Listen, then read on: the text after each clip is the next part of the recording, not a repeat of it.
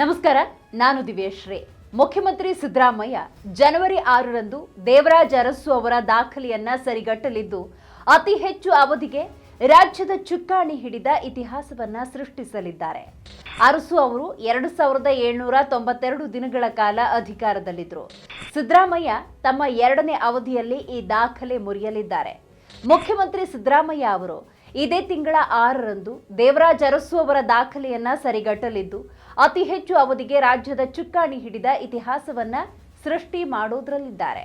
ರಾಜ್ಯ ರಾಜಕಾರಣದಲ್ಲಿ ಸಾಮಾಜಿಕ ನ್ಯಾಯದ ಸಮೀಕರಣ ತಂದು ಉಳುವವನೇ ಹೊಲದೊಡೆಯ ಎಂಬ ಕ್ರಾಂತಿಕಾರಿ ಕ್ರಮ ಕೈಗೊಂಡಿದ್ದ ದೇವರಾಜ ಅರಸು 7.5 ವರ್ಷ ಮುಖ್ಯಮಂತ್ರಿಯಾಗಿದ್ದರು. ಅರಸು ಅವರು ತಮ್ಮ 7.5 ವರ್ಷದ ಆಡಳಿತ ಅವಧಿಯಲ್ಲಿ 2792 ದಿನಗಳ ಕಾಲ ಅಧಿಕಾರದಲ್ಲಿದ್ದರು.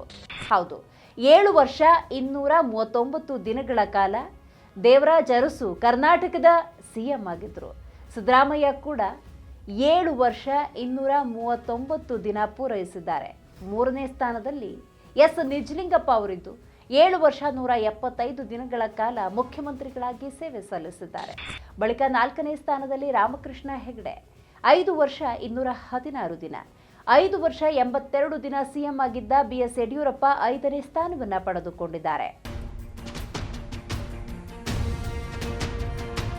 ಸಿಎಂ ಅಧಿಕಾರದಲ್ಲಿರುವಂತಹ ದಿನಗಳೆಷ್ಟು ಅಂತ ನೋಡೋದಾದ್ರೆ, ಸಿದ್ದರಾಮಯ್ಯ ಅವರು 2013ರಿಂದ 2018ರ ಅವಧಿಯಲ್ಲಿ ಮೊದಲ ಬಾರಿಗೆ ಮುಖ್ಯಮಂತ್ರಿಯಾಗಿದ್ದಾಗ 1829 ದಿನಗಳ ಕಾಲ ಅಧಿಕಾರದಲ್ಲಿದ್ದರು.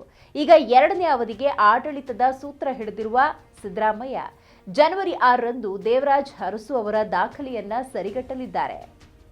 ಜನವರಿ 7 ಕಳೆದ್ರೆ ಸಿದ್ದರಾಮಯ್ಯ ಅವರೇ ರಾಜ್ಯದಲ್ಲಿ ಅತಿ ಹೆಚ್ಚು ದಿನಗಳ ಕಾಲ ಆಡಳಿತ ನಡೆಸಿದ ಮುಖ್ಯಮಂತ್ರಿ ಎನಿಸಿಕೊಳ್ಳಲಿದ್ದಾರೆ. ಅರಸು ಅವರು ಸತತವಾಗಿ 7.5 ವರ್ಷ ಅಧಿಕಾರದಲ್ಲಿದ್ದರು. ಅಂದರೆ ಮಧ್ಯದಲ್ಲಿ ಎಲ್ಲೂ ಬ್ರೇಕ್ ಆಗಿರಲಿಲ್ಲ. ಸಿದ್ದರಾಮಯ್ಯ ಅವರು ಮೊದಲ ಅವಧಿ ಪೂರ್ಣಗೊಳಿಸಿದ ಬಳಿಕ ನಡೆದ ಚುನಾವಣೆಯಲ್ಲಿ ಕಾಂಗ್ರೆಸ್ಗೆ ಬಹುಮತ ಬಂದಿರಲಿಲ್ಲ. 2018ರಿಂದ 23ರವರೆಗೆ ಮೊದಲ 14 ತಿಂಗಳ ಕಾಲ ಎಚ್.ಡಿ. ಕುಮಾರಸ್ವಾಮಿ ನೇತೃತ್ವದ ಜೆಡಿಎಸ್ ಕಾಂಗ್ರೆಸ್ ಸಮ್ಮಿಶ್ರ ಸರ್ಕಾರ ಇತ್ತು. ನಂತರ ರಚನೆಯಾದ ಬಿಜೆಪಿ ಸರ್ಕಾರದಲ್ಲಿ ಕ್ರಮವಾಗಿ ಯಡಿಯೂರಪ್ಪ, ಬಸವರಾಜ ಬೊಮ್ಮಾಯಿ ಸಿಎಂ ಆಗಿದ್ದರು.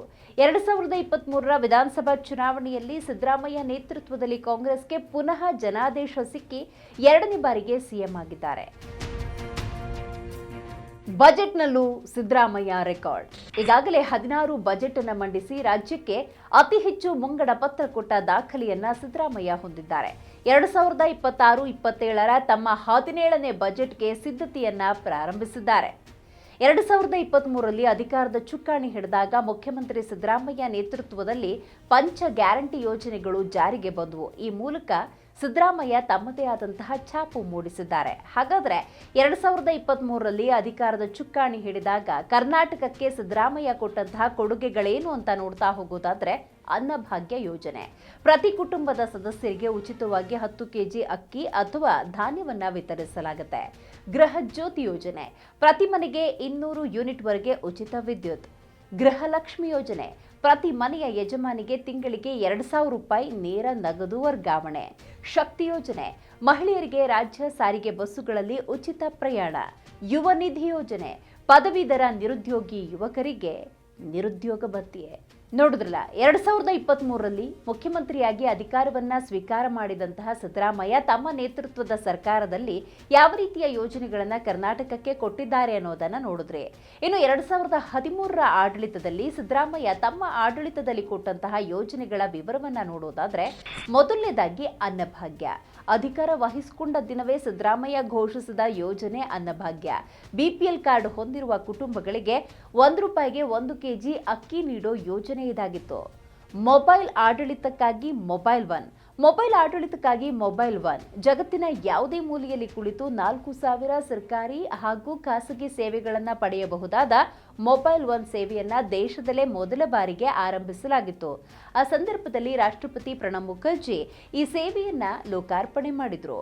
ಮೊಬೈಲ್ ಆಡಳಿತದತ್ತ ಗಮನ ಹರಿಸುವ ನಿಟ್ಟಿನಲ್ಲಿ ಕರ್ನಾಟಕ ಮಹತ್ವದ ಹೆಜ್ಜೆಯನ್ನಿಟ್ಟಿತ್ತು. ಶಾದಿ ಭಾಗ್ಯ, ಮುಸ್ಲಿಂ, ಕ್ರೈಸ್ತ, ಜೈನ ಸೇರಿದ ಹಾಗೆ ಅಲ್ಪಸಂಖ್ಯಾತ ಸಮುದಾಯದ ಬಡ ಕುಟುಂಬಗಳ ಹೆಣ್ಣು ಮಕ್ಕಳ ಮದುವೆಗೆ 50,000 ರೂಪಾಯಿ ನೆರವು ನೀಡುವ ಶಾದಿ ಭಾಗ್ಯ ಯೋಜನೆಯನ್ನ ಇದೇ ಸಿದ್ದರಾಮಯ್ಯ ತಂದಿದ್ರು. ಕ್ಷೀರಭಾಗ್ಯ, ಶಾಲಾ ಮಕ್ಕಳಿಗಾಗಿ ಕ್ಷೀರಭಾಗ್ಯ ಯೋಜನೆ. ಶಾಲಾ ಮಕ್ಕಳಿಗಾಗಿ ಸಿದ್ದರಾಮಯ್ಯ ಈ ಯೋಜನೆಯನ್ನು ತಂದಿದ್ರು. ಈ ಯೋಜನೆಯ ಅಡಿ ಅಂಗನವಾಡಿ, ಸರ್ಕಾರಿ ಪ್ರಾಥಮಿಕ ಪ್ರೌಢಶಾಲೆಗಳ ಮಕ್ಕಳು ಕ್ಷೀರಭಾಗ್ಯವನ್ನು ಪಡೆದುಕೊಂಡ್ರು. ಮೈತ್ರಿ ಮತ್ತು ಮನಸ್ವಿನಿ ಯೋಜನೆಗಳು.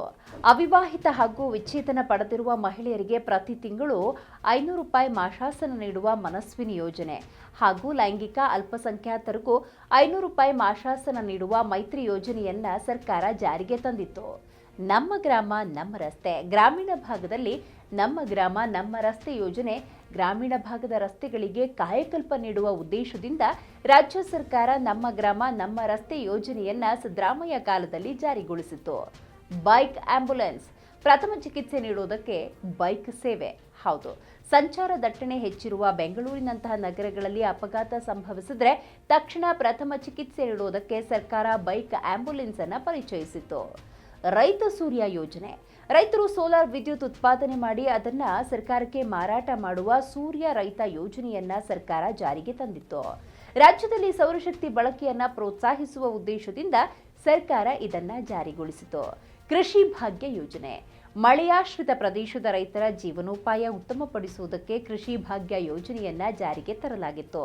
ಸ್ವಾಭಾವಿಕ ಸಂಪನ್ಮೂಲ ಮಣ್ಣು ಮತ್ತು ನೀರಿನ ಸಂರಕ್ಷಣೆಯೊಂದಿಗೆ ಕೃಷಿ ಉತ್ಪಾದಕತೆ ಮತ್ತು ರೈತರು ಹಾಗೂ ಕೃಷಿ ಕಾರ್ಮಿಕರ ಆದಾಯ ಮಟ್ಟವನ್ನು ಹೆಚ್ಚಿಸುವುದು ಕೃಷಿ ಭಾಗ್ಯ ಯೋಜನೆಯ ಪ್ರಮುಖ ಉದ್ದೇಶ. ವಿದ್ಯಾರ್ಥಿಗಳಿಗಾಗಿ ವಿದ್ಯಾಸಿರಿ ಯೋಜನೆ.